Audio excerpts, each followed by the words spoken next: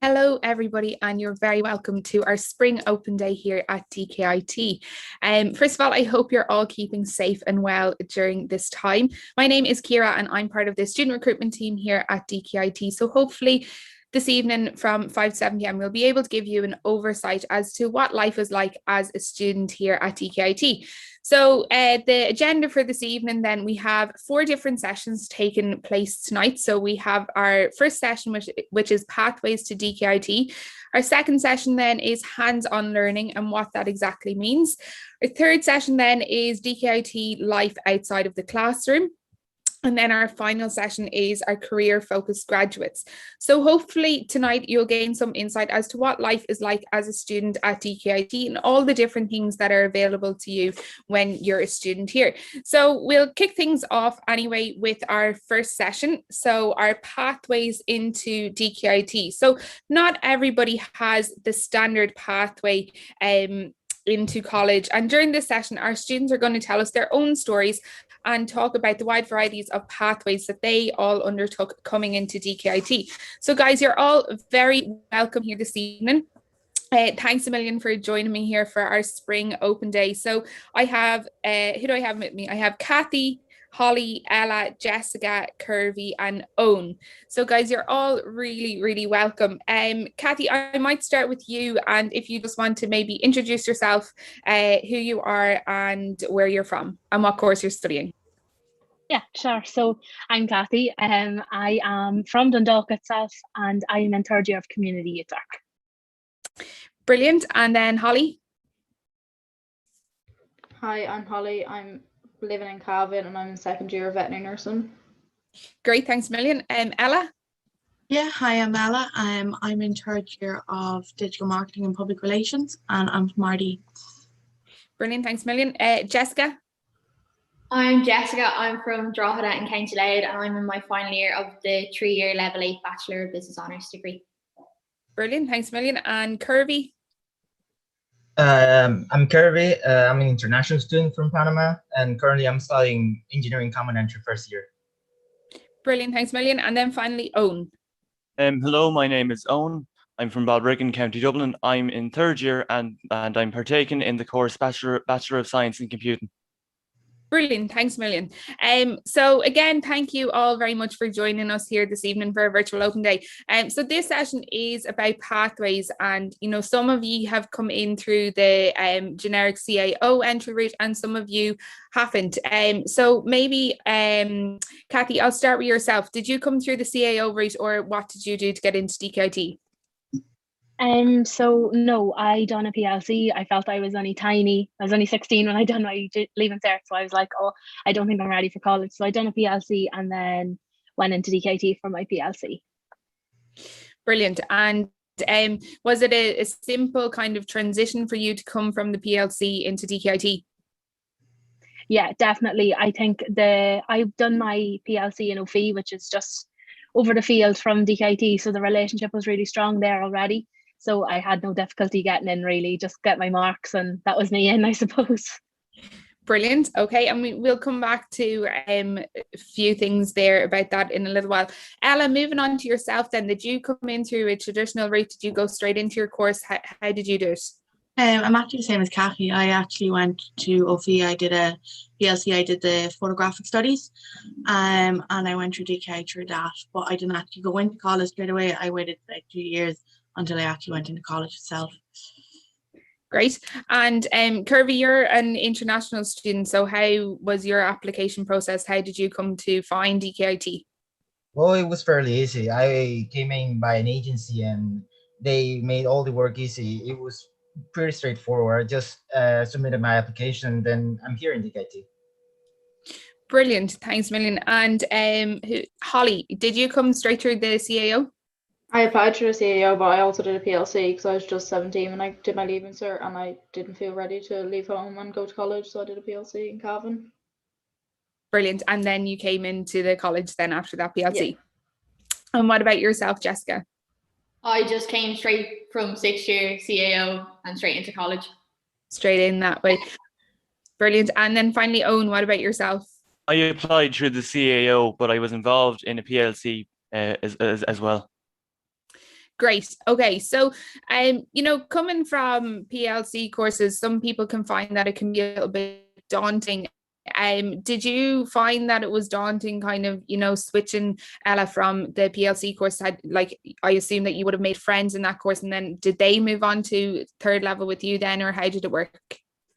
Yeah, so I did actually make 2 or 3 friends in the photography course that I did, and they all went into different courses. I went into a course for 6 months and I ended up leaving, but they all went into like creative media and all of that. And like PLC was great because I got the points, but it wasn't actually what I turned out to do in college. But that was the great thing about it. It got me the points and it got me into college. Yeah, and I suppose the good thing with doing a PLC as well is that it kind of shows what you're not interested in. Like you were saying there, you eventually found the course then that you were interested in. Was it similar for yourself, Kathy? Yeah, I would say it was quite similar. When I was in 6th year, I didn't really have a burn for anything. You know, the way when you're in 6th year, you feel the pressure because people are like, "Oh, I'm dying to go to DCU to do accounting or whatever." I didn't have any of that, so I was like, "I'm going to do a psychology PLC. I'll get work experience," and then through my PLC, I was like, "Oh my God, UTUC's for me." So yeah, definitely. I thought, it was a little bit daunting though at the same time coming into college from a PLC because there was a group of us that came, but at the same time, everybody wanted to do so much different stuff that you were a bit like, "Oh, am I being a weirdo here by not wanting to do what everybody else is doing at the same time?" Yeah, and that can be something that's really daunting as well. So it's good to see that, you have loads of different options as well once you finish your PLC. And Jessica, so you came straight through generic CAO. What appealed to you most about applying to DkIT? It was really the course itself. So as I said, I'm doing the Bachelor of Business Honours, the 3-year one, and again, it was the 3-year level 8 degree that I really want to go to DkIT. It was also the size of DkIT itself. So I feel like class sizes are smaller compared to maybe the universities. I always say like your name and not a number, like you can get to know literally everyone in your class, all your lecturers, and as well, as I said, the course. I didn't know exactly what aspect of business or like what field of business I wanted to, pursue as a career when I was older. So I didn't want to go straight into a marketing degree. I didn't want to do accounting. I didn't want to do HR. So I just thought that the broad business course, it gave me an aspect of like every aspect of business basically. So again, it was the course itself and DkIT itself that made me go to DkIT. Brilliant, and that really is true. It's something that always comes up. That it's a nice size campus as well, and like that you're not a number, you are a student with a name in the college, and I think that's something that's really really appealing. So Holly, what appealed most to you about coming from a PLC background and then applying to DkIT? Well, I'm really like a practical learner, and when I looked into DkIT, I realized how much hands-on experience you get, and also the work placement in each year. Like, there's a lot of it, and all the practical classes, and also, as Jessica said, was the small class sizes. I knew that we'd get hands-on experience and get all the support that we needed to get through it. But also in my PLC, I was one of the only people that ended up going on to veterinary nursing, so I found it really daunting that everyone changed their mind and said they would find it too hard. So I felt a bit of pressure thinking that like, oh, what if I'm not able for it? But then when I seen the hands-on experience, I knew I'd be able to learn the best that I could when I went. Okay, so you kind of, faced a few difficulties then maybe applying, did you? Yeah, it was just when I did my PLC, there was about 15 or 16 of us that wanted to do veterinary nursing. And then throughout the PLC, everyone realised that would be really hard and that there would be so much science in it because we did a lot of science in our PLC. So when I realised that all the practical classes and like work experience, I knew that would help me get through the first year of veterinary nursing. Great. Okay. Well, that's something to note then for that one. And what about yourself, Owen? What appealed to you most for studying at DkIT? The quality of the education available and the quality of the supports available. Great. So you're doing computing, isn't it? So yes. Yeah. So do you want to maybe talk us through those supports that are available? Well, the college has an information technology learning center, and I find it to be very very helpful because let's say I had a problem that I couldn't fix, I can schedule an appointment, and I can receive assistance. I've availed of it on several occasions, and I highly recommend it. As well as that, I I also I'm also involved. I also receive help from the disability services, and I believe the disability services in DkIT are like the ITLC are great. Brilliant. And so then did you avail of the DARE scheme, if you don't mind me asking, then when you were applying through the CAO? I did. Great. And what kind of supports then are available to anyone who is offered the DARE scheme? Well, as part of my learning agreement, when I'm on campus, which I haven't been due to the pandemic, I receive help from a personal assistant. And then due to the fact that I'm dyslexic, there as well as that, yes. Great. So it's really good then for you to know that those supports are available to you. So if anybody is applying to the DARE scheme, it's great to know that those supports are there in place. And we have a whole new accessibility area on the campus as well, which is really, really good. Yes, quickly, I should also mention that I have cerebral palsy with spastic dysplasia, in case that's important for anything. For anyone who's kind of maybe in the same situation and are considering applying. Yes. Brilliant. Kirby, then I'll come to yourself. So you said that you came in through an agency. What was it that appealed to you most about studying at DkIT? Well, two reasons actually. First reason was the location of Dundalk itself. Like, it's between Belfast and Dublin, and that's a huge attractive for international students since we like to travel a lot. So it's a huge advantage to have two major cities near Dundalk. And the second reason was the stories of graduates from DkIT. They said that when they were studying at DkIT, they were well prepared after the final year for their employment, and they said that they're currently doing good in their workplaces. Great. So there's a few different things, and yes, so we are situated right between Dublin and Belfast, and well, at the moment we can't travel outside of those areas, unfortunately.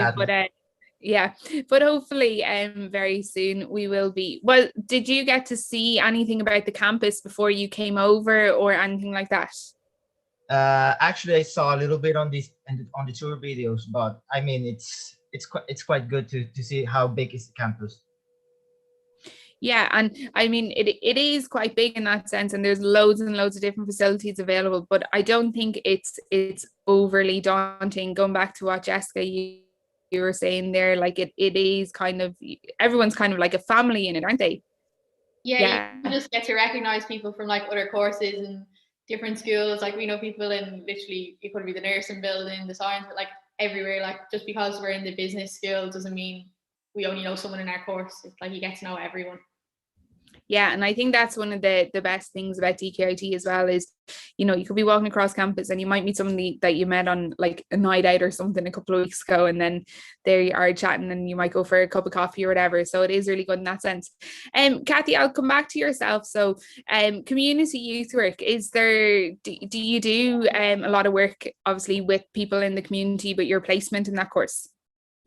Yeah, so placement would be a really big thing with youth work. You have two 13-week blocks between second and third year of, I think it's 320 hours per placement that you have to do. I'm on one right now because it's the last semester of your third year.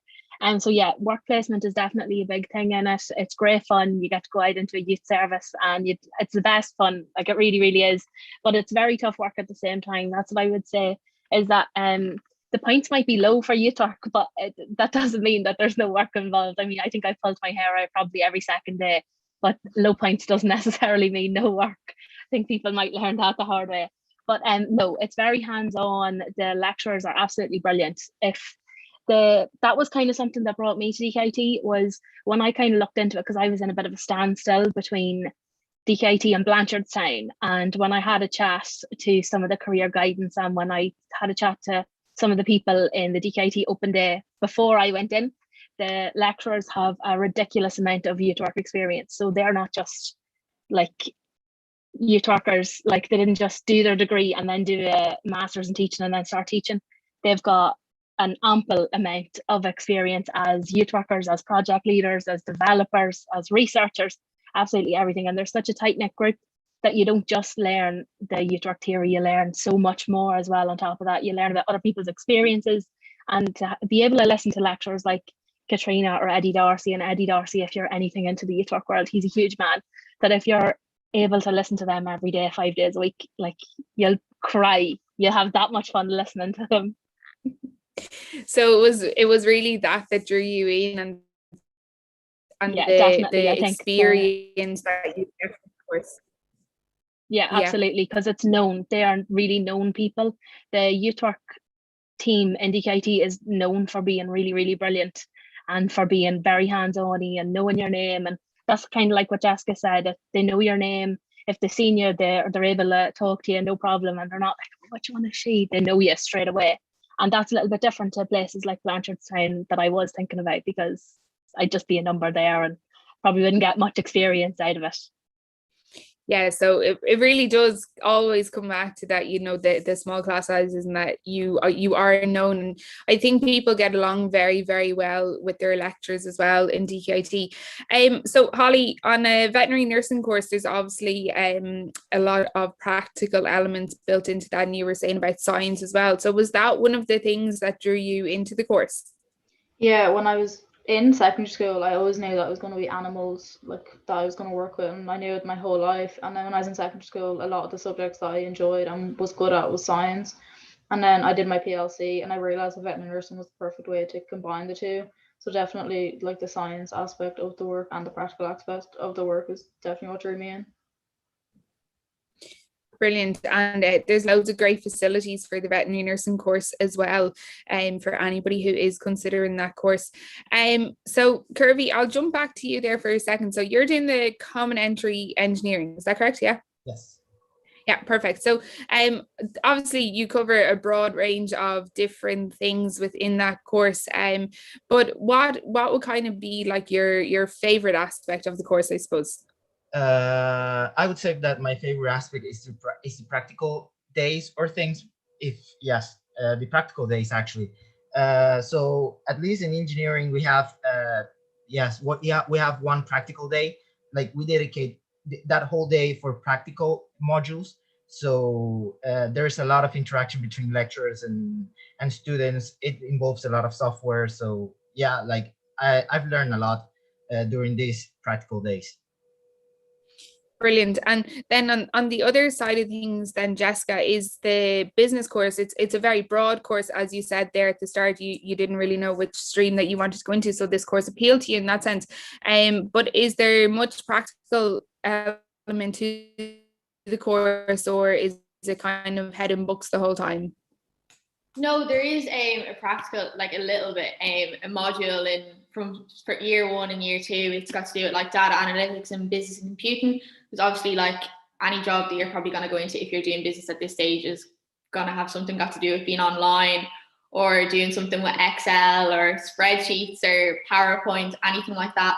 So we had classes where we were in the computer labs and we done some PowerPoint, Word, like it was just, and all of that work helped us then with college work itself, with any projects we had and PowerPoint presentations. So it's not all head in the books, but there is a little element of, you know, the computer side of it as well, just to get you up to speed with Microsoft Teams and Word and everything there is got to do with that as well.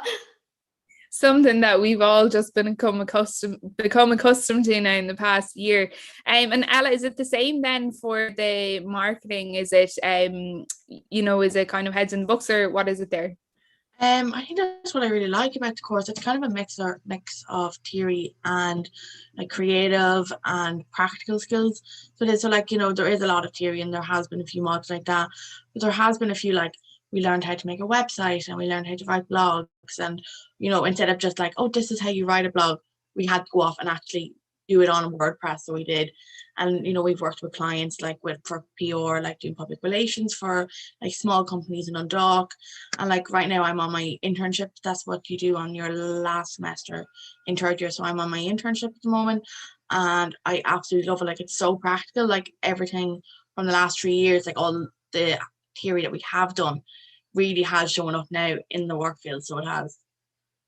And was it that internship that helped pull you into applying to the course? So the reason why I applied for the course actually was because I did a PLC in photography, as I mentioned, and I then took 2 years out. I worked and I traveled. I lived in Spain, and I also went to Italy for 2 weeks, and I decided I wanted to be a digital nomad. And no one at the time had heard what this was, but it's basically someone who travels while they work. And then I found digital marketing, and I decided to go for a degree in that because it's one of the biggest skills you can have. So it was a very unusual kind of career path, but like I'm nearly finished now, so I am. Great. And yeah, I mean, that's something that I never would have really thought about, and you know, how you could actually travel and work at the same time with a course like that, which is really, really interesting. Definitely looked into something like that. And I'm also trained to be like a Catholic teacher, which is teaching English foreign language, and you need a degree to teach in Asia. So even having a degree itself is like, oh, well, I can go to Japan after college and do digital marketing on my computer and teach in a school over there. So like there is just so many different things you can do with this degree itself. Yeah, so it can really open up a load of different pathways for you after your degree. Yeah, definitely. Brilliant. And oh no, I'll come back to yourself then. So you were mentioning about the ITLC and the Maths Learning Centre as well. But for somebody who's maybe considering a career in computing or anything like that, do they have to have any knowledge of the computing languages before going into the course, or would you recommend that they do, or is it taught from scratch? It's taught from scratch, but if you do have knowledge, that certainly won't hurt. It'll serve to benefit, but you don't need it prior to engaging in the course.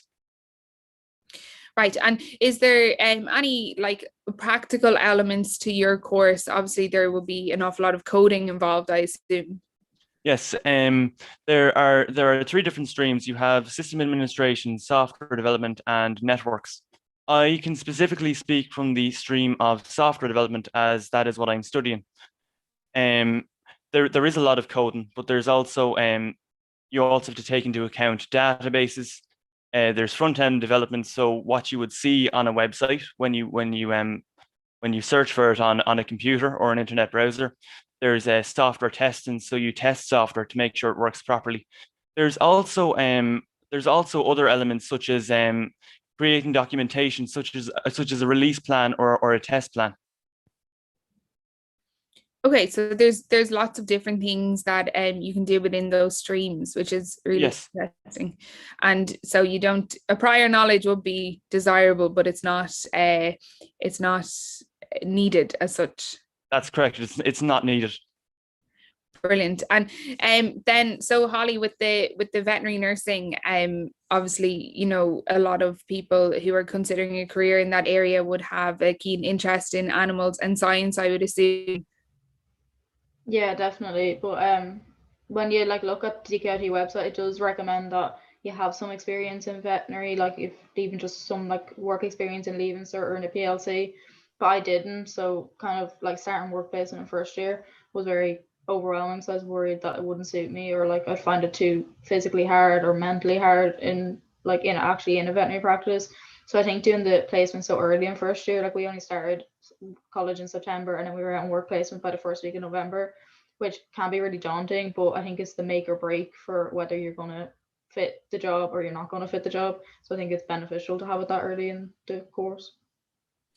Great. So you didn't have any experience prior to coming into it, but then that little bit in November really helped you then make your final decision that, yeah, this is where I want to be. Yeah, exactly. Because like doing it in college, you're doing your science, you're doing your animal handling and stuff, but like doing the job is a lot different and it's really overwhelming, and like there's a lot of aspects of it that you might not suit. Like people don't even realize, like just for example, like standing in surgery for hours, like you could be like it's so physically hard, and a lot of people just don't realize that, and then that is the make or break for them and they leave it after that. So I realized in November that it was definitely for me. Well, that's brilliant that it is the path for you. Unfortunately, that's all the time that we have for this session. But if anybody has any questions about the pathways into DkIT, you can pop a question in the question box below, and there's people who are answering those questions live now at the moment for you as well. But thank you to everybody who has joined me here for the pathways into DkIT session. And we're going to take a short break now, and we'll be back in a couple of minutes for our hands-on learning session.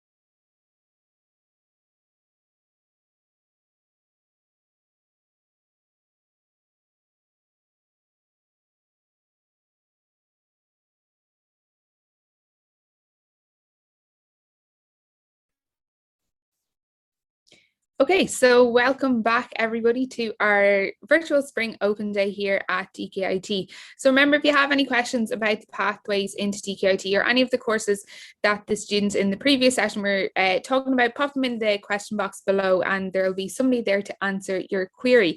We're moving on now though to our second session of the evening, which is hands-on learning. And what exactly does this mean?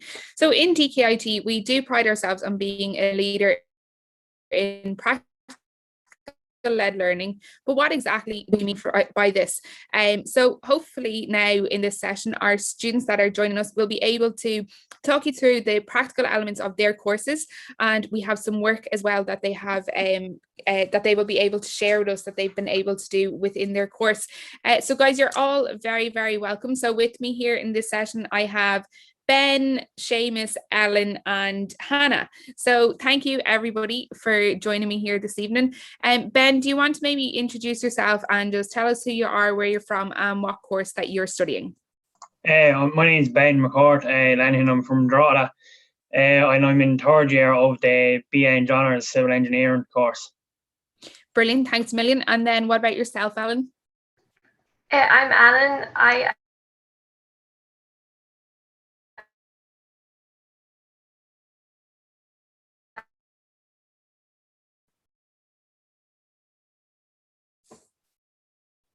Sorry, I just didn't hear that, but sorry. Do you want to just sorry. Sorry, I think could be my Wi-Fi. Can you hear me now? Yeah, that's perfect. Yeah. Yeah. My name's Alan. I'm studying business in level 9 and level 8. Sorry, and and I'm from Castlevania, County. Brilliant. Thanks, Millen Ellen. What about yourself then, Seamus? I'm Seamus, and I'm from outside Newry, and I'm studying level 7 civil engineering. Brilliant. And then finally, Hannah. Hi, I'm Hannah. I am in 4th year film and TV production, and I'm from Dundalk. Great, thanks a million. So a bit of a balance between the different courses that we have here. So, you know, these courses in this session is all about the hands-on learning and the practical element to the courses. Ellen, I might start with yourself then in the building surveying. Is there much practical elements involved in that course? I'm just going to make sure you can hear me before. Yeah. Okay, so there's loads of practical elements. Just with the pandemic and everything, it has been quite limited, but we have been doing a lot of stuff within our own houses, like measuring our own houses, like looking at any defects that we might have in our own houses. Like, it's really, really interesting how like the lectures even adapted to this situation that we're in at the moment.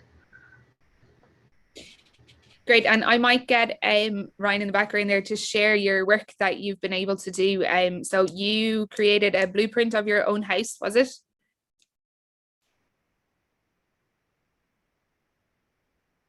Just like the floor plan of the first floor of my house, and then there's just like different measurements that we've done as well, just in my own house there.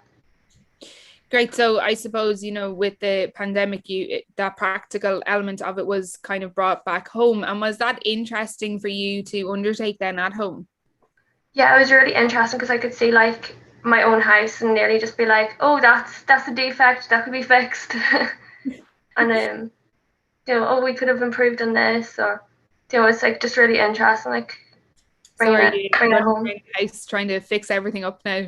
Yeah, exactly. Something like that. What about yourself then, Seamus? So civil engineering, I think we have some work from you as well that we can show. Yeah, I think the pictures I sent Ryan there with the skills module we had in semester 1. Yeah, that's a wee bridge truss. We had the design, we had the research and design our own bridge and then test the destruction basically. There's plenty of practical aspects to my course at least. But like Ellen said there, the pandemic has altered the percentage of how much the practical's worth this year. Still got that done now. And have you gotten to do any practical elements of it at home, or is it all based on campus at the moment, or how's it working? Well, I've been lucky to be on campus this year, like at all. I had surveying on campus and that skills module there, but CAD as well. Sure, it's all on computer anyway. And then like structural mechanics, got to use clear calcs and Wolfram that on the computer, so didn't miss too much there. There's still plenty of practical elements like. Right. Okay. And then, so Ben, you're kind of nearly on the other end of that in third year now. So I think we have some of your work as well. So you might just talk us through the different elements of the work that we're going to show now. Yeah, well, the first kind of 2 years of my course were more theory based, but this year we started doing a lot of design. So that there is road design we done in the first semester. It's actually a real road outside Castleblaney. It's a real design. Like we got all of the measurements or all the surveying data, and we processed it, and then we had to design a road on or whatever. And then the second one is a bridge design that we use kind of everything we learned the past 2 years in structures to put into that. So that's what we kind of doing this year. We kind of didn't really miss out on much practical work because it was more so the design this year. So in first and second year, I got to do a lot of hands-on stuff with surveying, and we got to make concrete cubes and all that stuff. It's kind of things you don't get to do everywhere, but we got to do it anyway. And I was kind of lucky that we got that out of the way before this happened. But even now this year, we have been doing things, but it's all online, but it's still practical. It's not just theory. It's a lot you're using, just like everything that you learn to put to actual use, you know. Yeah, and shown then that you can still have that practical element at home then, as you were saying there, Seamus, with CAD and everything else, all on computers anyway. We'll come back to the facilities within your areas in a few minutes, but Hannah, I want to jump to you because your course is a very different type of practical built into it. So I think Ryan has some stills and behind the scenes footage from your course that he's going to share with us now. Will I talk it through or oh yeah.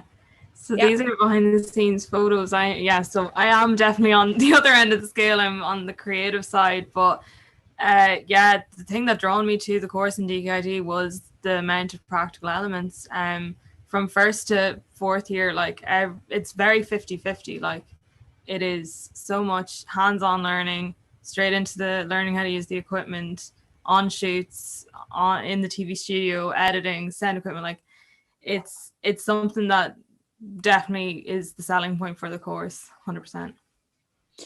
And then you were saying there about like editing and all that, and obviously there's loads of different editing suites, and there's the studio. Do you want to maybe talk us through the practical facilities that are available to you within the film and TV course?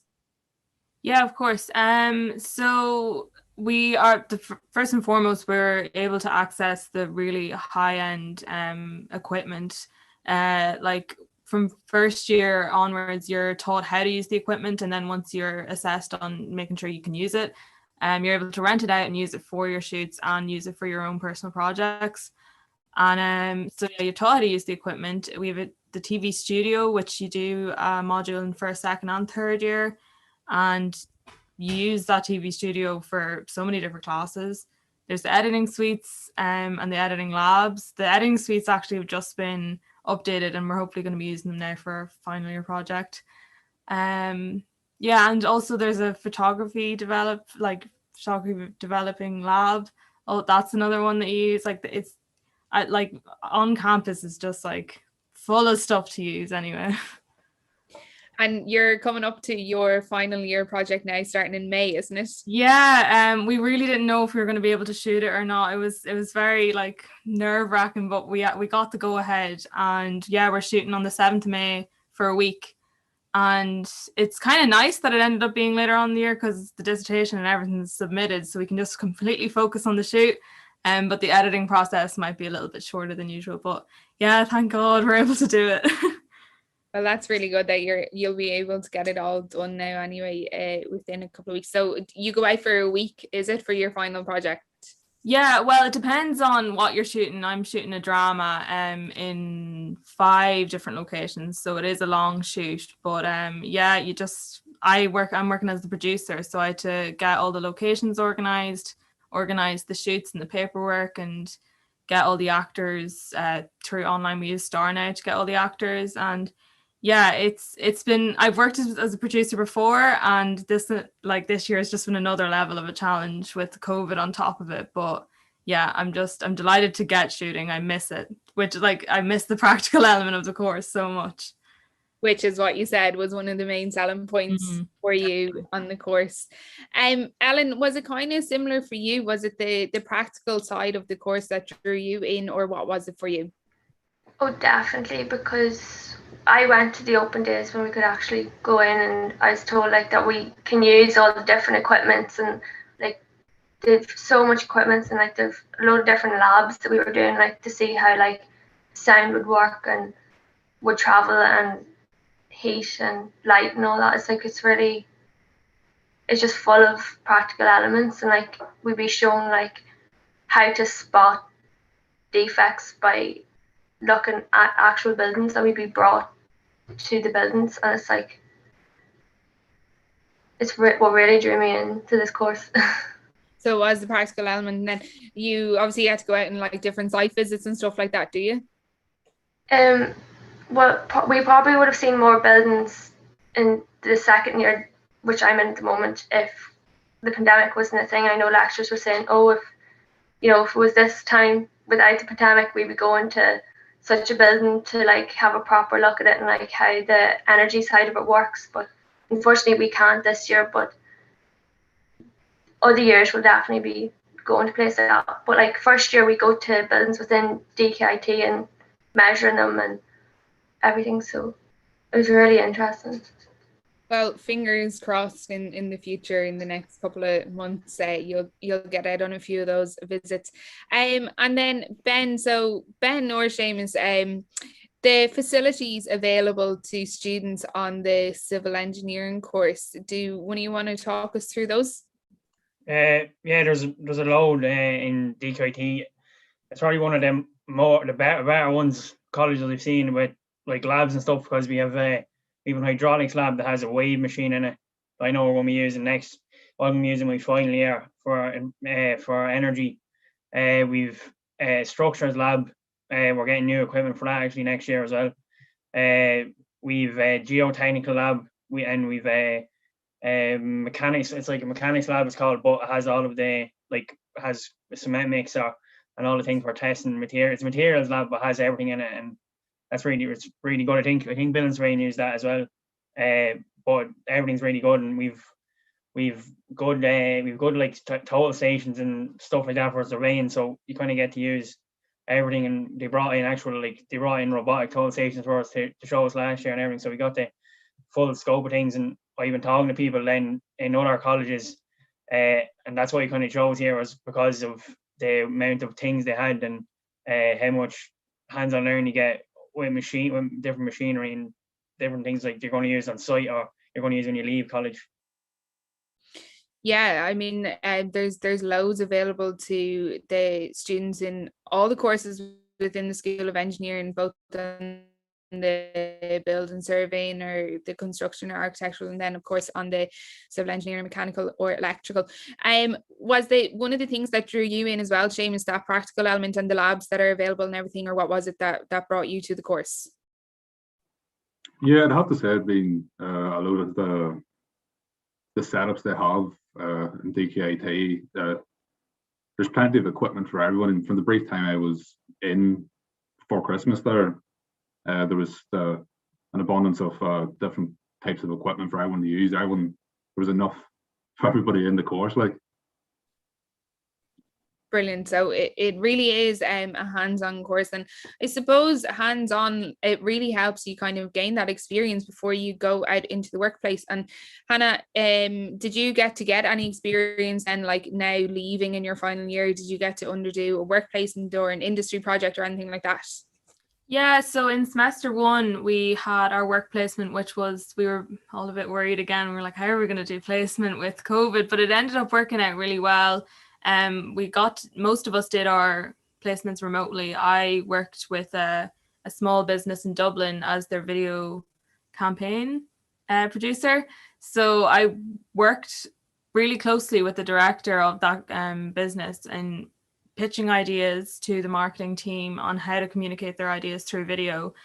And it gave me so much insight into like applying my knowledge into the real world, even though I was just sitting in my room at home, it was crazy. It was definitely one of my favorite experiences from the course. And I know it would have been different in a COVID world. I would have actually gotten to meet the people, but I definitely got just as much learning outcomes from it, even though I was in my room.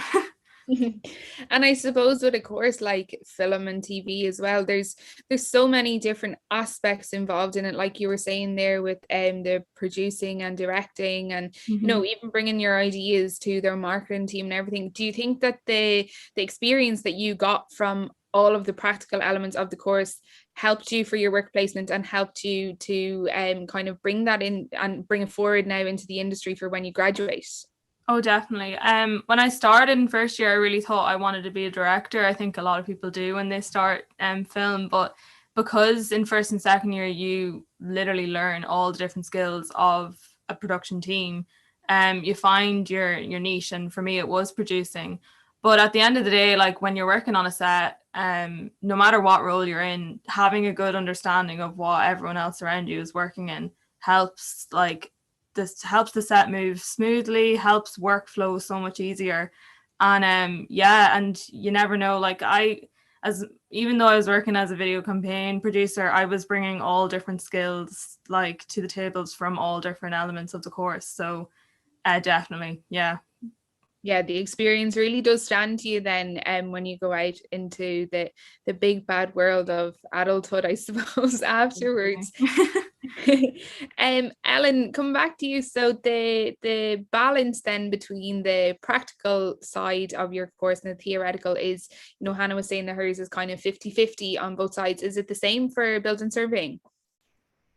Yeah, it's about the same definitely for first year. It was definitely 50-50, but coming into second year, I'd say it was more kind of 60-40, just because probably the pandemic, I'd say we would have been doing a lot more practicals otherwise.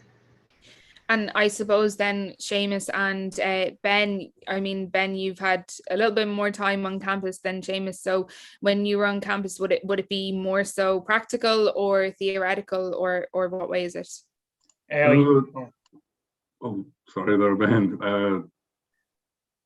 No, anytime I've been on campus, it was strictly practical. But the way it's now, it's roughly 40% practical and 60% theory.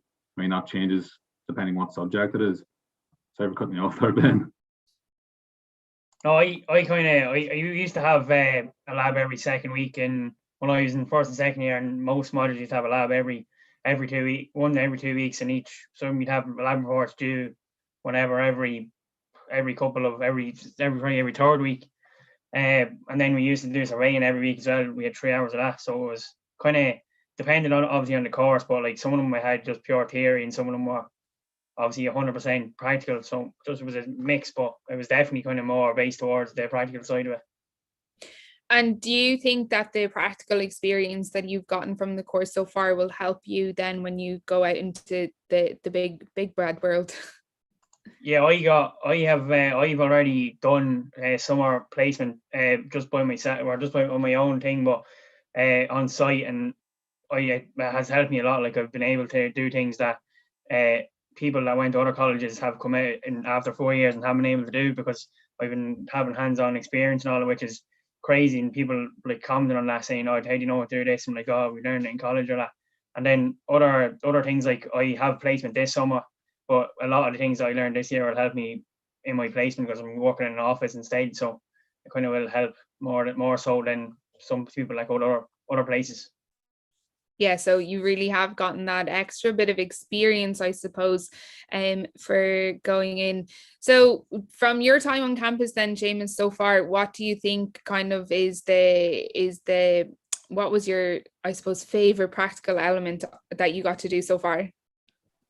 I really enjoyed the surveying part of it, because you got to go out, working with teams, small teams, and have a go with the equipment. Like the week before, you're learning the theory for it, so you're not going in blind and such, but it's nice to learn something and then you're actually using it as well for that practical class even. Okay. It's very interesting. And Hannah, then from, as a final year, obviously you're the one here who spent most of your time on campus. What was your favorite element of the practical elements within your course? Definitely being on shoots. And that's why I'm so excited for going on this shoot now this year. But I think like when you've spent so much time learning how to use the equipment and practicing it in class, like you're given this independence with your classmates and actors to go on the shoot and get that work done. And like, especially last year, I had like a 4-day shoot for my short film, and you're running on complete adrenaline because you're finally given this experience and you're given the responsibility. And yeah, you get really close with your classmates because you're working so closely with them. And yeah, you get a really nice final product. It's very rewarding finally seeing that on screen, and you get to watch it in the screening room, which feels like a little mini cinema in the Carlos building. And yeah, it's very rewarding, but definitely the shooting, just going out and shoots. It's not actually on campus, but kind of on campus.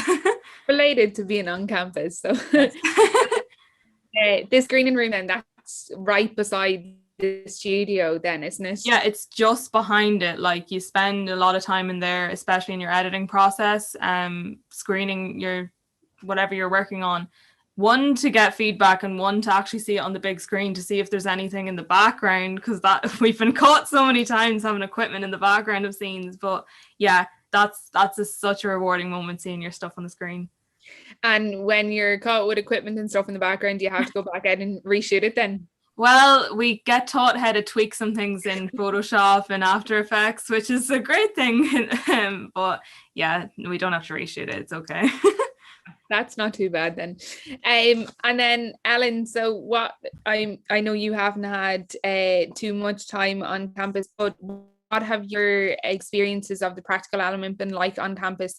Do you think that they've been really beneficial to you, or do you prefer the theoretical side, or what's your ideas there? I definitely love the practical because like I feel like I could nearly go out onto a site or something and have like somewhat of an idea, even though I'm only in second year. I'd kind of have an idea of how different things work, and I loved it. Like a lot of the practical stuff we did in groups as well, so like we got closer with our classmates as well as like learning from each other. And the different labs were just really, really interesting, and just measuring buildings and stuff. So kind of what Seamus was saying there with the teamwork element of it, and getting to work with other people as well is a big element. Yeah, it is, and like you get to learn like their kind of way of thinking and like how they would see stuff. So then, like I would learn from them as well. Brilliant. So Ben, if you were to say anything, maybe offer a piece of advice to anybody who's considering a course in civil engineering and they're maybe worried that they're not prepared for the practical element, would you have any advice to offer them?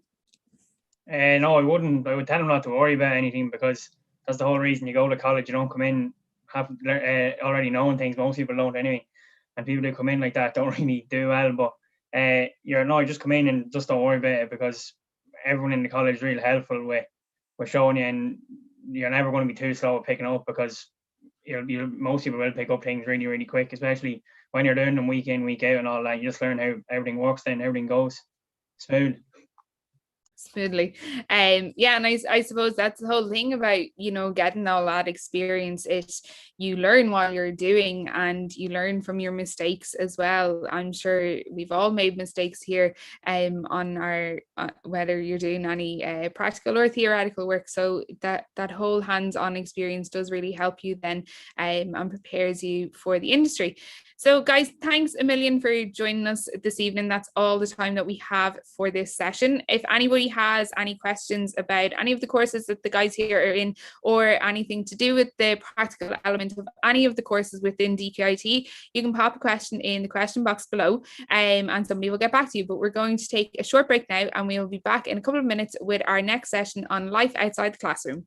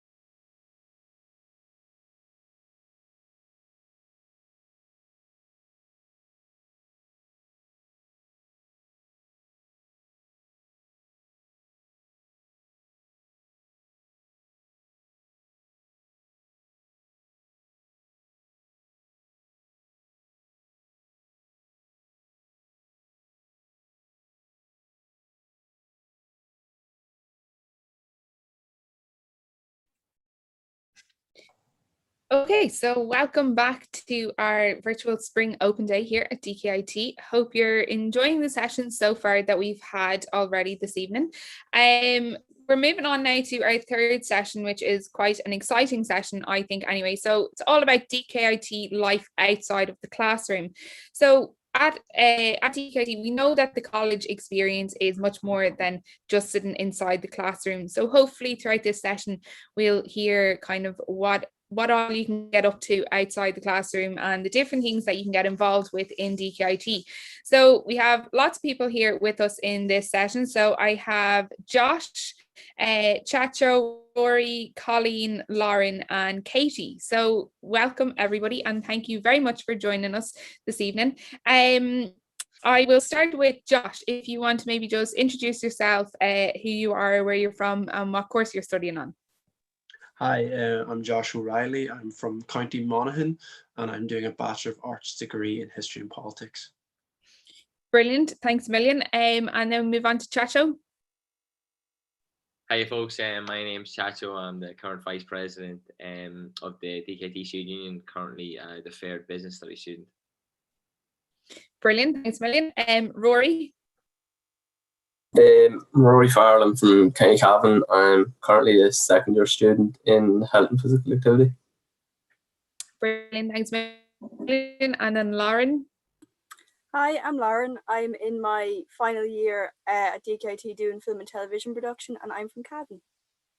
Great. Colleen. Hi, I'm Colleen. I'm from Dundalk, and I'm currently studying a level 9 postgraduate diploma in strategic data analytics even. Brilliant, thanks a million. And then finally Katie. Hi guys, my name is Katie Ryan. I'm a 4th year sports exercise enterprise student, and I'm from Carlow. Brilliant, thanks a million guys. So you're all very involved in different things within the college. So Chacho, I'll come to you first. So student union, one of the biggest questions that we get asked about is, what is the student union? What do they do? Who are they? What are they about? So do you want to maybe give us a rundown about what it all is? Yeah, obviously we are the body that represents the students in DkIT. We're elected representatives, which are elected by the students roughly every March. I know it was April this year. We had to obviously move to an online platform, but we represent students locally and nationally. Locally fighting for stuff, trying to improve for example, the education policy, and nationally sitting on bodies like USI trying to also do the same thing. We also run campaigns from semester to semester, educational and obviously the fun stuff like Fresh Week, Rag Week, and everything in between too.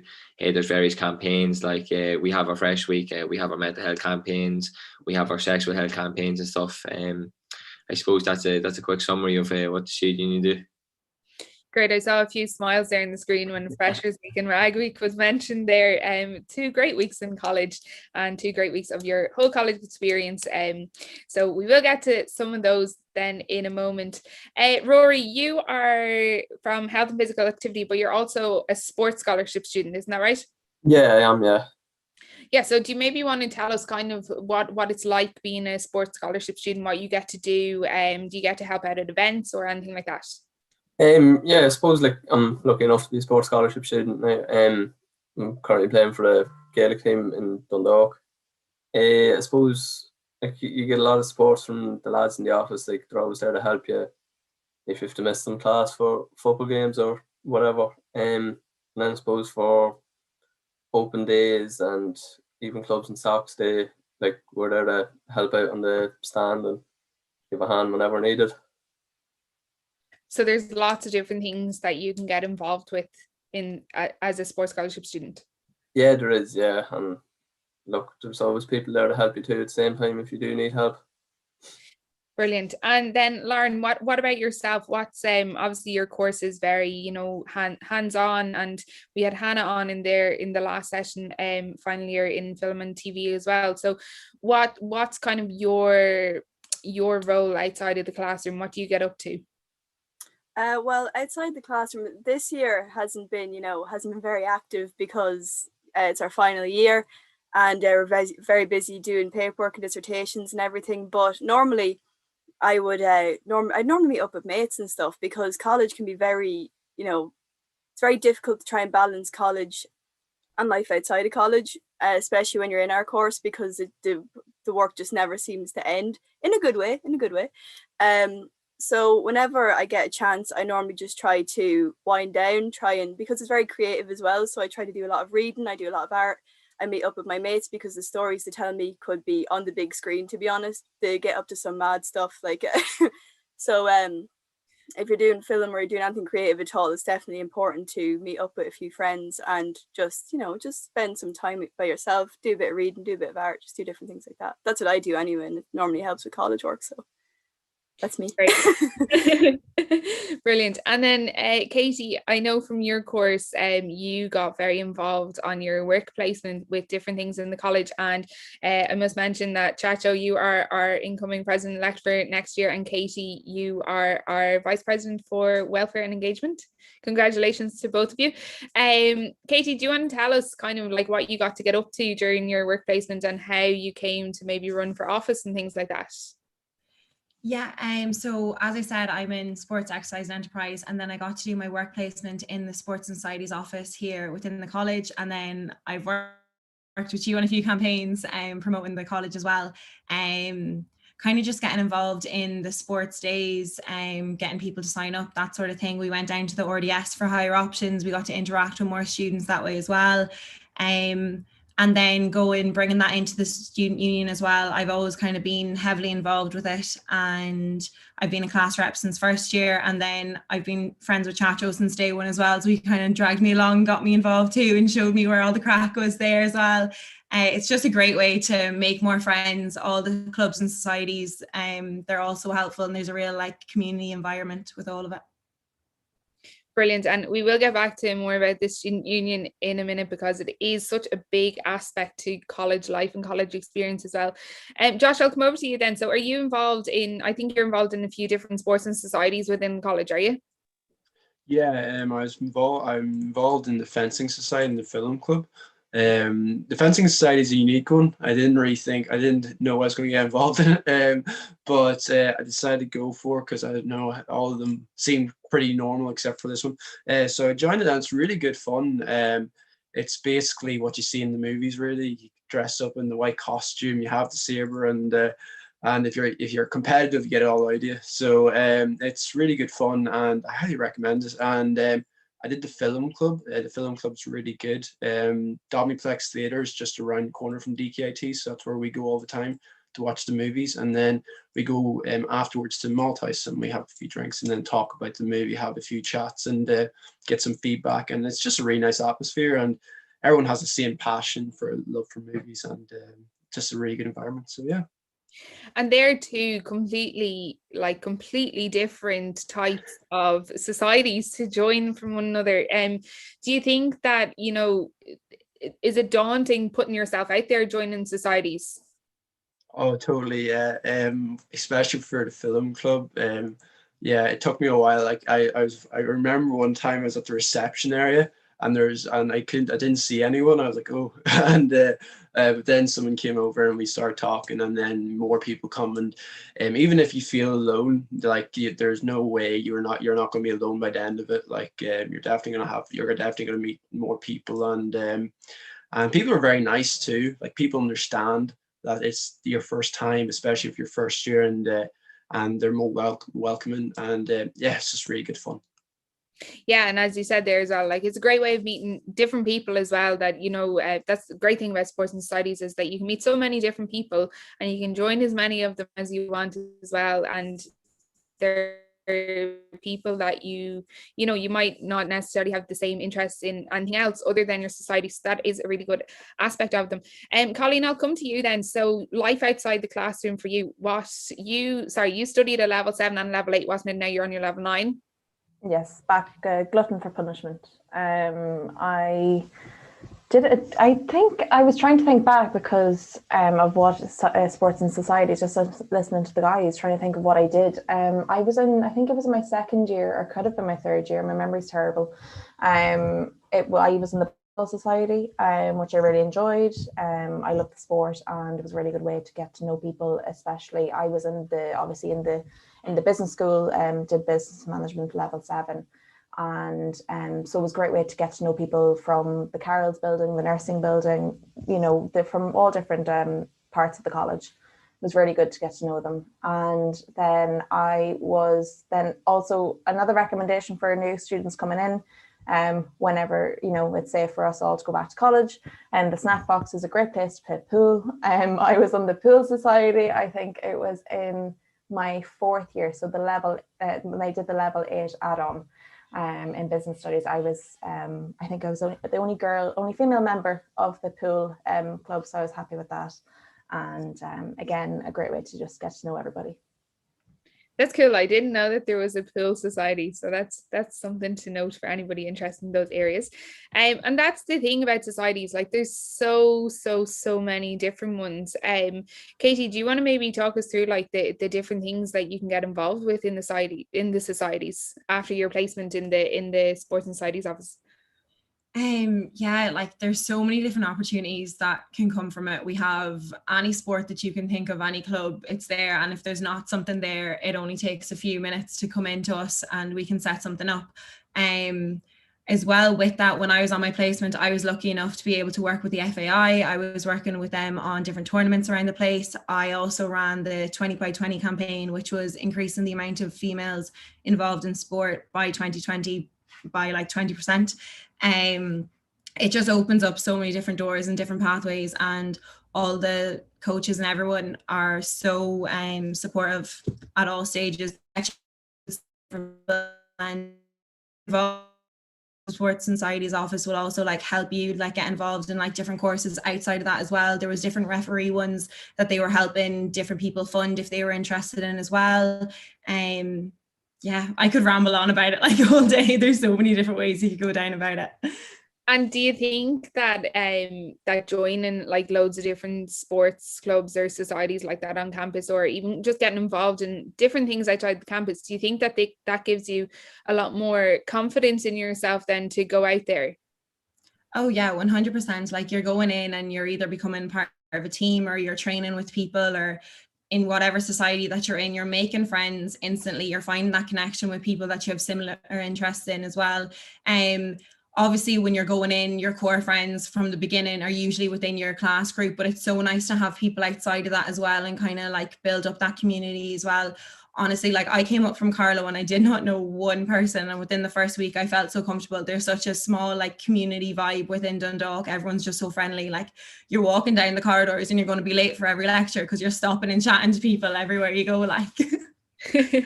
That's really true. Rory, I'll come back to you then. So a sports scholarship student, what are the benefits of applying and doing a sports scholarship within DkIT? I suppose the benefits are like you have people there to support you. I suppose you've extra support. You've the likes of Derek in the Sports and Societies office, and Turlock the same. And then I suppose like you get a wee bit of financial help, like that can be very handy too, especially when you're traveling up and down to college every day, and maybe you have to stay some evenings for football training, football games. Like it's just handy even to pay for meals and stuff like that. Just that extra bit of support then to help you through it. Yeah, and like you have something to fall back on too. Like if you are struggling with whether it's assignments or deadlines, like the lads will give you good advice on what to do. Brilliant. Chacho, I'll come back to you then. And so you're currently the Vice President for Student Engagement. So, and at the start there, you mentioned, your Freshers Week, your RAG Week. What is the nightlife like? Yeah, well, I first came to DkIT, and I suppose when you first come to DkIT, the first thing you're looking forward to is the RAG wedding. I suppose I don't think there's a student that doesn't know what the RAG wedding is when you come to DkIT. It's even when we go to the national events, different officers from different colleges are asking, what about the RAG wedding? Like I think it's known nationwide, and it's probably one of the most sought after college events nationally. Want to maybe just explain what the RAG wedding is for a few people who might be watching and so, don't know what it is? So when we're planning the right wedding, usually a third year event management course gets in touch with us, and we run an event like speed dating.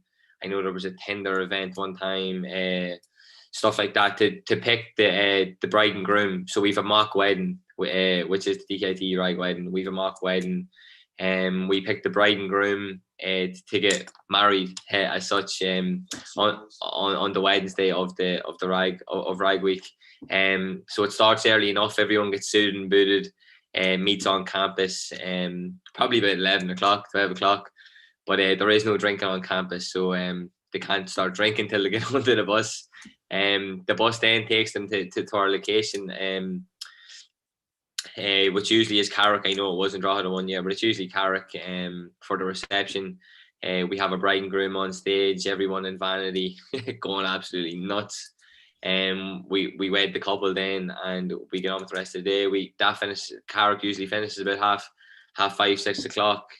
Bit of a recess, then you're back to Dundalk and into the local nightclub Ridley's for about 8 o'clock, and that usually finish up about 12. But it's a long day, but it is the best day of the year, and everyone looks forward to it. It's the one day that's not to be missed for all incoming and current students. It's definitely my favorite day, and even when I started, obviously I never got to plan it this year with COVID, but planning it last year, it was one of my favorite events to plan, like because of the excitement, and you get to put your own wee spin in it too. Obviously last year I added in a wee bit. We opened up the alley in Vanity and had an extra room. Obviously we were able to sell more tickets to it then as well. So it's definitely the best day of the year. And as we go on nightlife in Dundalk, it is good.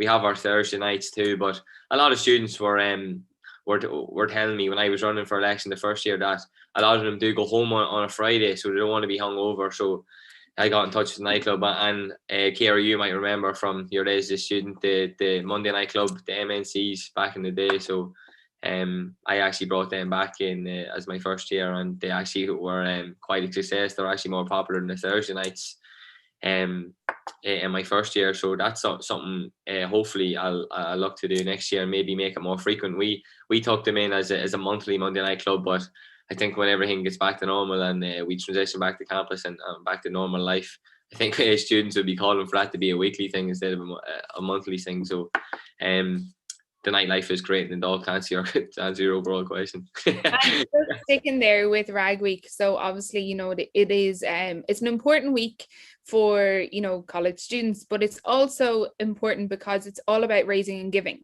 Yeah, absolutely. So obviously that's what it stands for. Rag Week is raise and give. So usually we propose charities to our class rep council, and 9 times out of 10 they're always no one has a problem. They're always passed, and usually local charities, charities that are from Dundalk, Drogheda, anywhere in the South Ulster or Leinster region, we try and keep it local, to give to charities that need it most. And I know this year, like during COVID, we give to our own in DkIT and the hardship fund because of students obviously struggling financially a lot this year, might have got laid off their part-time jobs and stuff.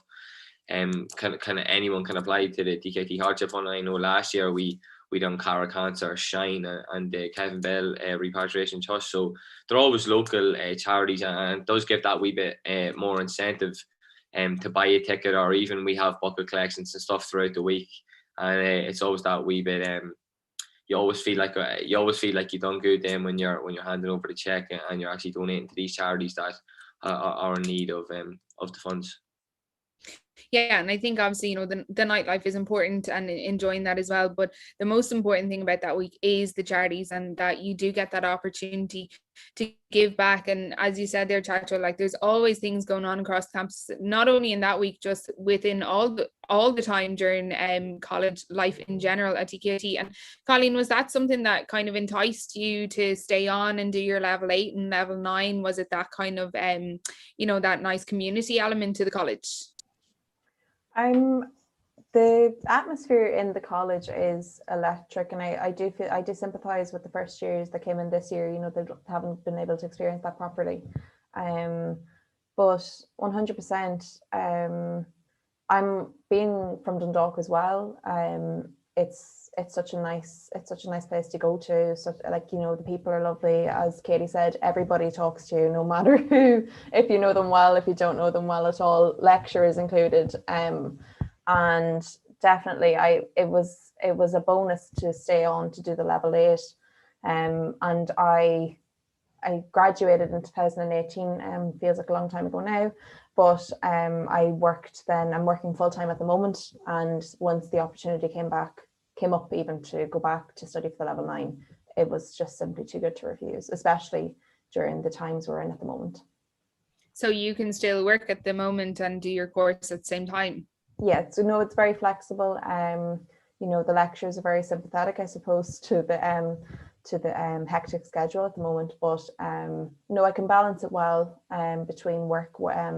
My manager is quite easygoing, that I'm able to log in for my lectures, and if I have a tough deadline coming up, you know, they're very, very empathetic, so it's good. It's very, very good. That is brilliant. Katie, I'll come to you again. So, Vice President for Welfare and for Student Welfare and Equality. What is it? What are you going to be able to do over the next year? Yeah, so last week I was just elected for that role. Welfare and equality is basically all over mental health, sexual health, well-being, equality. All those issues are going to be falling onto my shoulders now for the next year. So basically with the student union, it's all full-time roles and full-time positions. So I'll be in the office working away. And then any of these issues that come up are going to be dealt with me. I'll be the connection for the students. If they have any issues, the door will always be open. We were campaigning there for a week, and there was a lot of different points brought up about mental health, diversity, LGBTQ+, all different sort of things. Anyone that knows me knows how open I am about speaking about mental health as well. And it's kind of just breaking different stigmas about different issues that are coming through. That is really going to fall underneath my role for the next year. So yeah, I guess I'm just going to be the face of that now. Brilliant, and I'm sure you'll do excellent in that role. Rory, I'll come back to you. So obviously you have to apply to be a sports scholar. So do you have to meet any certain criteria to become a sports scholarship student? I suppose not really. Like I kind of in secondary school, it was always taught that you had to be a county minor, you had to be playing out county football to kind of get it. Now, like in first year, I was lucky enough to win All Ireland with the freshers team, and the lads said they did fairly well, so I applied for a scholarship, and I was lucky enough to get it. Like even if you don't get it in first year, if you're performing well for the football teams, the lads will notice you, and like there will be something there if you do apply. Like. Yeah, and you do have to be elite at your sport, isn't it? Yeah, like you'd have to be playing a fairly high standard and showing your dedication, I suppose, too. Like you can't really be slacking off too much if you do want to and get a scholarship. Yeah, so all that information for applying to the sports scholarship can be found over on our website anyway, if you are interested in applying for a sports scholarship. Lauren, I'll come back to you then for a second. So do you find that there's a good mix of students outside of your class group? I mean, with a course like film and TV, you obviously, I imagine that you get to interact with a few different courses. So do you find then that you mix with them outside of the classroom? Oh yeah, definitely. In our first year, for the first 2 weeks, we all kind of just mingled together, all of the creative courses, because you know our degree is very collaborative, and we need to talk to different courses to try and get things done, like graphics and everything. So for the first 2 weeks, we all just kind of mingled and we all got talking. And now some of my best friends are from like the creative media course. Like I have a lot of friends, not even from my own course, but from other courses as well, that I see myself being friends with way down the line in the future. So it's definitely DkIT is very much, you know, open and very pushes you towards kind of meeting with other people, so you're not just stuck in your own course, you're open to everyone. And again, like everyone else is saying, that not even in our own course, like even in other buildings, like we could go in for, you know, for classes or whatever, and people just start talking to you who you've never met before, because they're like, oh, I didn't see you before here, are you in like such and such a course? And I'm like, no. Who are you? And they're like, oh, I'm such and such. What's your name? And then I even met friends from other buildings. I made friends from other buildings just from them coming over and asking me what course I was in. So yeah, it's very like a lot of my friends are from different courses. That's cool to know, like, that you can kind of just approach anyone, I suppose. Was it the same for you, Josh, being from like an arts course? I know like Lauren's course is a lot more practical based, so do you mingle a lot more with other courses? But what about, what's it like from the arts perspective? The arts perspective is interesting. We're in the South building, which is the main building when you go in. But it's interesting. Yeah, we do mingle a lot because we also have the tea room, I think it's called. I feel so bad if I forget the name of it. It's it's a coffee place that's in the South building, and everyone goes to it in that building, and then you're able to talk to everyone. I knew a few people from my secondary school that went to the business course, so I mingled it with them, and then through them I've met a few other people. But you do quickly meet up connections, and also you can't help but bump into people through the hallways.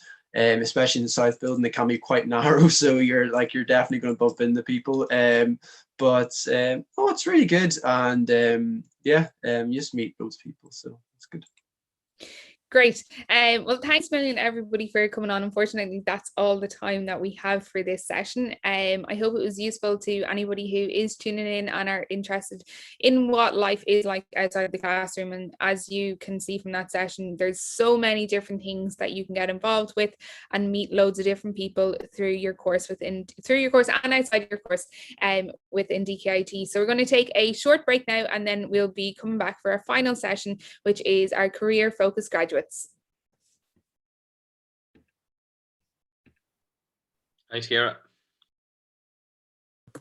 Thank you.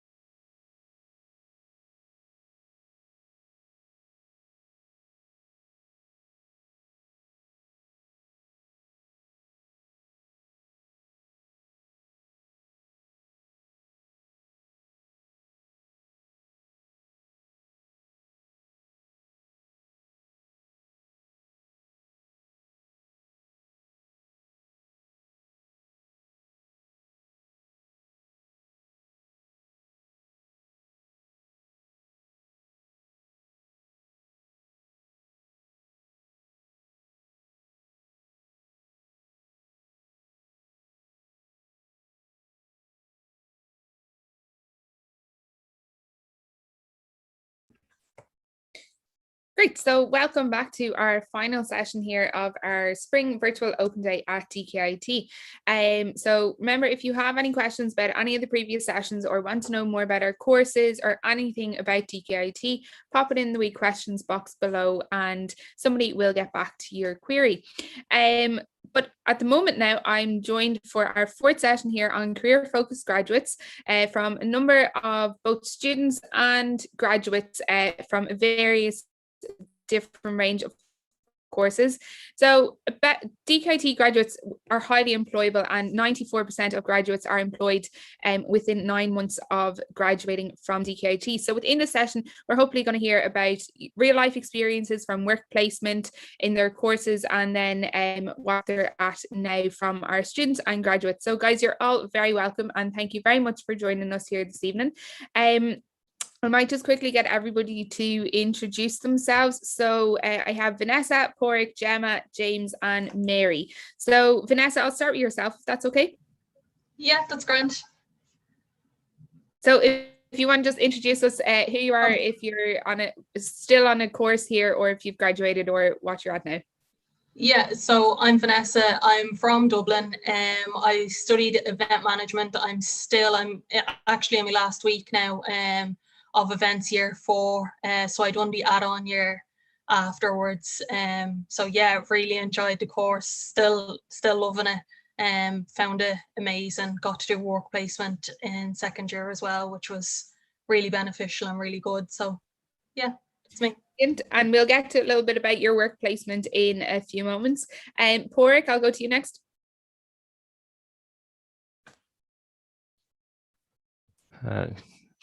You don't hear me there or see me, or? That's perfect. Anything working? It is. Yeah. So I'm Porrick Fye. I'm from Monaghan, and I graduated in DkIT in 2018, and I'm currently working here in combi lift in Monaghan since I graduated in 2018. Brilliant. Yeah. Gemma. Hi, my name is Gemma. I'm from Carrick Cross, and I'm currently doing the 1-year add-on in global marketing. So I studied the business and management course for 3 years. So I'm in my final week too, getting to the end. Almost there. Brilliant. Thanks a million. James. Hi, I'm James. I'm from RD, and like Vanessa and Gemma, I'm in my final week of 4th year in games development. Brilliant. Thanks a million. And then finally, Mary. Hi, so I'm Mary. I graduated in 2019, and I'm currently the junior graphic designer at Gym Plus Coffee. Brilliant. Okay, thanks a million, everybody. So we've a wide range of different courses and kind of different career paths as well that you can take from each course. So Vanessa, I'll start with you. Your work placement. You did work placement with Cuckoo Events, wasn't it, in Dublin? Yeah, I done work placement. It was originally supposed to be 18 weeks, but I was lucky enough that I got kept on with them for 8 months. So I done it from January till August. Now work placement, it varies. You can start work placement and kind of from March really onwards. The minimum is 16 weeks or 18 weeks, I think it is. But if the company wants to take you in beforehand or wants to take you in for longer, you can do so. But yeah, they're one of Ireland's biggest event companies. They do things like the FLA, Dublin Pride, Malahide has a festival, Dublin Zoo, the Wildlights of Dublin Zoo. So they do various different things and events, and getting to be an event manager on those events and getting to work on them was absolutely incredible. That's really cool. And like with all those different things that you mentioned there, like were you did you get to be on the inside of all the action, or how did your work placement work in that sense? Did you get loads of different opportunities within the job? Yeah, like I was event manager for Dublin Pride. I was zone manager and event control manager for the FLA. I done then admin work. I was a safety team member then for Malahide has a festival, and like that year you're incorporating all the events, so you're getting to control all of the events from start to finish yourself, which was really good with Cuckoo Events because they gave you that leverage to be able to do that, and you kind of put everything in your hands to be able to do. So they didn't really hold you back from doing anything. And if in their eyes, if you make the mistake, they're there to back you up and help you learn along the way. So yeah, it was definitely a very amazing, worthwhile experience. Now I also know with placement as well, you don't have to do it in Dublin or in Ireland. You can go abroad to do it. A lot of my classmates went to like America, London, different places, and got to work for either events companies or in hotels doing events across the world. So yeah. Cool. So it's something that you can kind of take with you wherever you go then, in that sense. And Gemma, come to you then. So your work placement, where did you get to do yours? Yeah, so I did my work placement in the Coca-Cola company.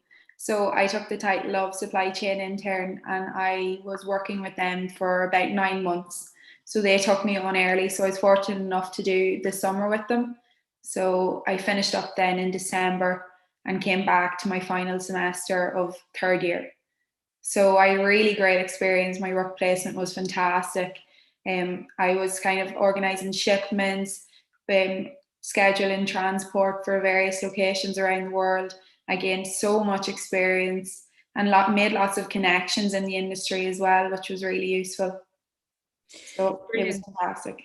And Pork, do you think that work placement kind of, gives you that exposure as to what life is going to be like after you graduate, and give you the experience that you need then for working in the industry? Yeah, absolutely. It's fantastic just to have that experience, even for finishing college. If you finish college without any work placement, you kind of have no idea what to expect. Whereas when you're the placement complete, then you know what to expect. Self, I done my own placement actually here in CombiLift, so must have went well for me when I'm still here. But yeah, it's great to even have in your CV, even if you do your work placement somewhere and you don't even intend working in that place later on. It's great to even have in your CV that you've completed work placement, that somebody that's looking to employ you can see that you've actually worked somewhere sort of in your field that you're studying. So for you, it kind of helped you, get your foot in the door as such, in that sense. Yeah, it did surely. Just suppose when I came here, I think it was 12 or 16 weeks we started here work placement, and then it sort of tied us over to the end of the academic year, and then I stayed here for the summer afterwards. Kind of CombiLift were sort of manufacturing forklifts here, and it's sort of work placement helped me see it really suited me, because from growing up on a farm, I was always tinkering at machinery. I was always interested in machinery, so kind of just made me see this sort of the career direction I wanted to go down. And what is it that you do in CombiLift now? So I'm a design engineer here in CombiLift, so the sort of designing all the forklifts. So that sort of takes everything from sort of small changes to improve production, to improve quality, and to make the machine easier to build, right up to like complete sort of new builds from like an early concept right through to final design. So that could be maybe some forklift to specifically designed to lift a certain awkward load. So sort of branches from everything from small engineering changes right up to like full machine design. Really interesting, and obviously the work placement really helped you kind of see that that's where you wanted to go with that. James, I'll pop over to yourself then. So is there work placement built into your course? Yeah, so we do work placement in the second semester of third year, and it's a semester long. So in games development, you can imagine there's loads of different areas you can go within games development. You can actually, our course is focused more on computing and software development, so you can go down the route of doing software development, and a lot of the people in my class actually chose to do software development or web development as part of their placement. And you can also do game development, or in my case, I actually end up doing research in a research center on campus called Network Casada. And what sort of research did you get to undertake when you were there? So it's kind of interesting because the research I was doing is in mobile healthcare applications for older adults, and that was all when COVID kicked off. So you can imagine how important that became when everything did happen. So it was a really interesting experience. I learned how to do research in that area, but also how to design and build applications for older adults. Great, that is really interesting and something that's becoming a lot more needed in times that we're in at the moment. Mary, I'll pop over to yourself. So creative media, and now you're in Gym Plus Coffee. So how did the creative media course prepare you for working in an industry and with a company so large like Gym Plus Coffee? Yeah, well, I suppose with my course it was so broad. Kind of looking back first and second year, you think, it can kind of be a bit overwhelming. You don't know what bit you're trying to figure out, what you're good at and finding your feet and what you're interested in. And then I really found it was third and fourth year where I kind of realized how I could like match my passions with the course. And the way the course progresses, you start picking and choosing what you're interested in and what you're good at. And the CAs are done in such a way that you can like bring your passions to them and kind of tailor them to what you might want to do in a project. Like there's no kind of set, there's no like limits on the brief sort of thing. Like you can work outside the box and make it work for whatever it is you're interested in. And it was really like that sort of structure that helped me grow my passions in third and fourth year. And then so I just did so say for example like sport would be one of my big passions, and being able to bring that in related to media and specifically like women in sport and how the media portrays all that. There was so many opportunities in my course to come up with all these projects relating to that topic, and then it gave me a great groundwork, a great portfolio to be able to take that on elsewhere. And then, I mean, even though I was, I got a job after college and I've been 6 months working in that particular role, 6 months experience in an industry. When I applied for the role at Gym Plus Coffee, so much of the interview process related back to all the work that I did in college and those passion projects. And if it wasn't for that, you'd kind of it just really set me up with a great foundation to kind of bring into the job that was right for me at the time.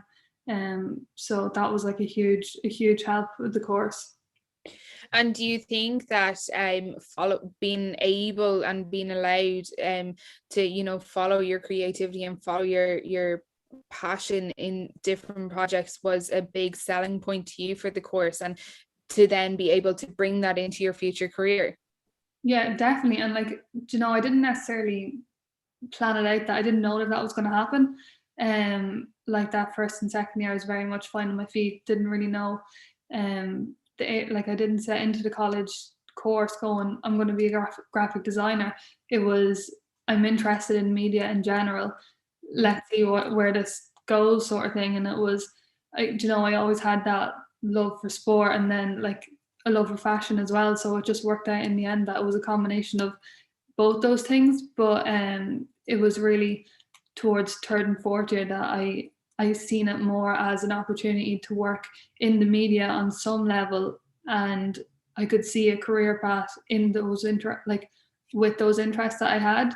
And the course itself was broad in the beginning, and then it just ended up it just enabled me to kind of shape the career that I ended up getting. So yeah, and I think what you're saying there as well is a big thing for when people who are filling in their CAO at the moment. It's some people look at courses and think like, what careers can I get out of this? And any of these courses that we're talking about here, have such a broad range of different areas that you can go into. And James, I'll come back to yourself. So I know you want to go on when you're finished to set up your own business, isn't that right? Yeah, so the project we're working on now as my final year project, so in games development, you work on a final year project for the whole year as part of a team.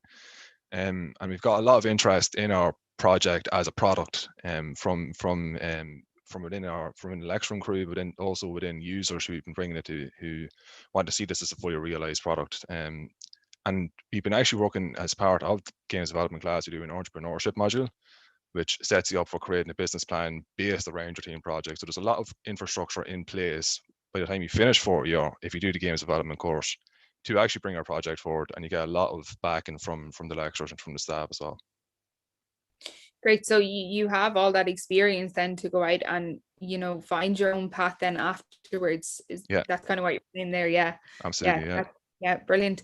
And Porrick, do you think that the work placement on your course was it something that drew you into choosing the course, or was there another kind of reason that influenced you to choose the course? Well, yeah, it was sort of always going to be engineering. Part of the reason I went with DkIT was to do with the fact that there was work placement on the programs. No other programs, there is no work placement. And I suppose just from secondary school, back in maybe TY in 5th year, I think it was like a week's work placement here and there. It was very useful even to get your foot in the door, so to speak, for other jobs or to see what you wanted to do. So definitely knew it was very important from the get-go. Yeah, there's several reasons I went with DkIT. Just I knew loads of people that have been to DkIT. I was able to commute from Monaghan here. Several reasons. The work placement definitely was a very important factor of it as well.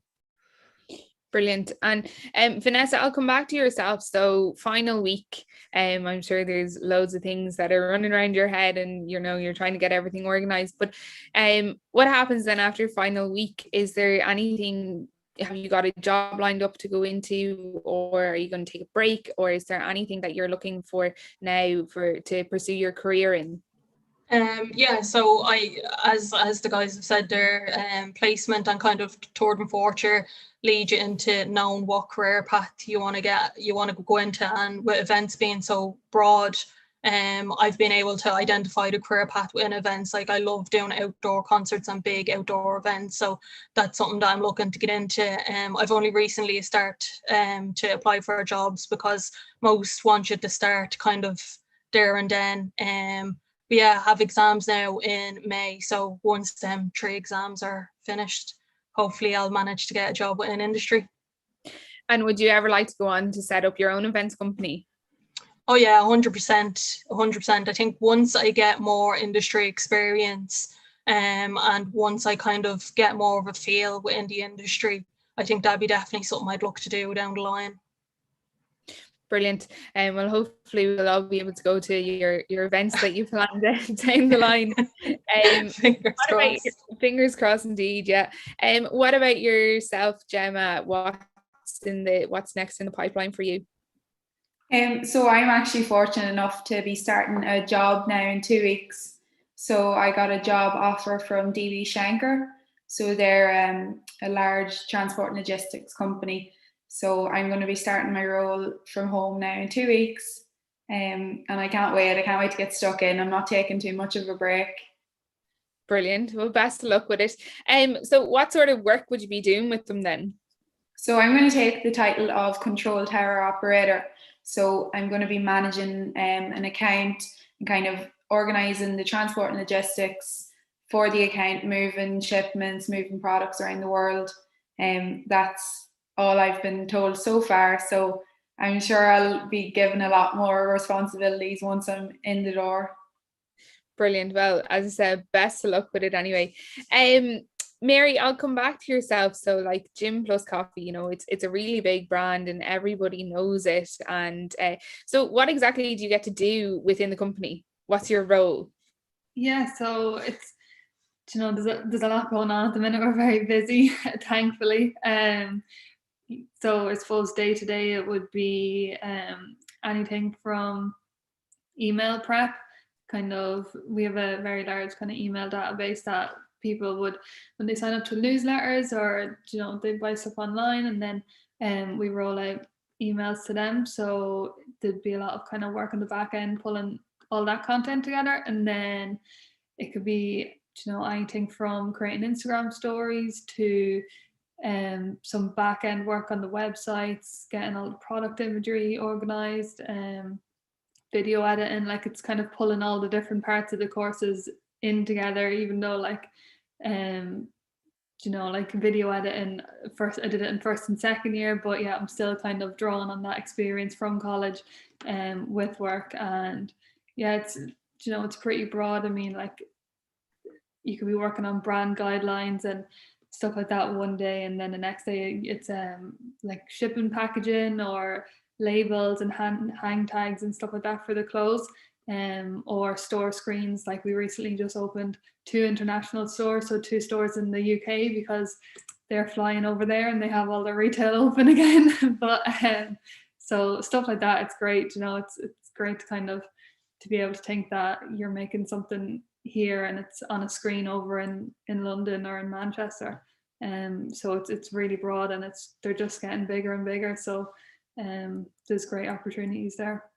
Yeah, and that's such a broad job that you get to do as well, and that you get to kind of dip your toe in different areas kind of, and find what you really enjoy most about it. James, I'll come back to yourself. So you did your research project, or you did your network Casala was research based, you said. Was it something that you always kind of, you know, a lot of people when they're thinking of different courses to study, research can kind of throw them off. Was that something maybe that helped or hindered you making your decision? Well, actually, one of the big reasons why I decided to do a research placement was because I wanted to do research, but I wasn't sure if I wanted to take that dive yet. To get into research, you have to usually either do a master's or a PhD, and that's a lot of commitment to make as a graduate, and you mightn't even like it, for example. So by doing the placement in Network Casala, I was able to get a feel for it before I actually dived in. And fortunately enough, I realized that actually wasn't something that I did want to do. But through my placement, I learned other things I didn't want to do, such as developing applications, which I also done in my placement too. So it was good for me to get an idea of what the industry was like before I actually went into that industry, you know, and spent a lot of time getting myself down. Yeah, so again, similar to Mary, you know, kind of getting to find what suits you best as well in that sense. Borg, do you think that DkIT prepared you well for work placement? Oh, absolutely, yeah. My particular course, so mechanical engineering, was you've sort of lots of aspects from sort of project management, design, and working in teams, working on your own initiatives. Sort of all that was covered during DkIT. So whenever I started off in first year, I would have had no experience actually physically drawing parts on a computer using SolidWorks, using CAD software. And sort of you start off in first year in DkIT sort of as a beginner. And then by the time you're finished in third year or fourth year, or many years you depend to do, you're sort of heading towards like an expert in actually using computer automated design software. So that was a big aspect of it. Project management as well. So part of my role here would be sort of project managing. So say as a bespoke machine for a specific customer, I'd be following that right through from concept to design to manufacture, and I'd have to sort of get everything organized, that everything, let's say all the parts are here in time, and that have everything organized with production, that the machines approved to go down the production line, that everyone's set ready to go, we don't have any setbacks. That would have been covered in modules as well during DkIT. There's one module or one subject, design practice, would have been that sort of thing where we would have took something from like an idea to concept to design to manufacture, and then a bit of prototyping and testing. So yeah, DkIT definitely prepared me well for the engineering role anyway. Brilliant. And one of the questions that we always get asked is, do you have to find your own work placement? So anyone who wants to answer that one, maybe Vanessa, like, did you have to go and find your own work placement, or did you get help from the placement office, or did you know who you wanted to do your work placement with? Yeah, so there was a bit of everything in R1. So you do get the backing of the placement office, and they do help you quite a lot. So you get given a placement officer, and you probably meet with them maybe once or twice a week, but they'll go through, you know, interview skills with you and mock interviews. Once you have somewhere in mind. Now, if the college know, you know, if you say, well, I want to work for Cuckoo Event, say, for example, and the college knows somebody, or one of the lecturers knows somebody within there, they can get you through that way. But if it's a brand new company that the college have never dealt with, they ask you to make contact with them first, but the college will also make contact with them on your behalf to see if they are taking any placements. I was lucky enough that I applied for Cuckoo Events only, and managed to get it. So, and a couple of lecturers knew the guys in there. So once an opportunity came, the lecturers had sent it on to everybody in the class, and it was just whoever applied for it then went for interview. So that's how my placement worked. Brilliant. And was it the same for you, Gemma? Did you know that you wanted to do your placement with the Coca-Cola company, or did you have a few different companies in mind? So it was much the same as Vanessa. My placement officer, Joyce, would email us any opportunities that would come up, and it was up to us to apply to whatever interested us. So I applied for the Coca-Cola company and went to the interview stage, and I was lucky enough to get it. So it was the one and only that I had applied to, so I was happy to get it. Yeah, so you were very lucky in that sense as well. But the placement office is there to help you secure your placement as well. And they do assist in that. Well, unfortunately, guys, that is all the time that we have for this session. But thank you very, very much for joining us here this evening for our virtual Spring Open Day. So if anybody has any questions, do pop them in the box and somebody will get back to you about any of the sessions that we've had here. If you want to find out any more information about the courses that we have on offer, you can head over and check them out as well. And there's loads of different videos that you can watch all about our different courses, life on our campus, everything that you need to know about DkIT. And if you want to maybe get an insight as to what the campus looks like, we have a virtual map that you can go and explore, and you'll find out what your buildings look like that you could potentially be studying in with us here in the future. But thank you very much for everybody joining us here this evening. Thank you. Thank you.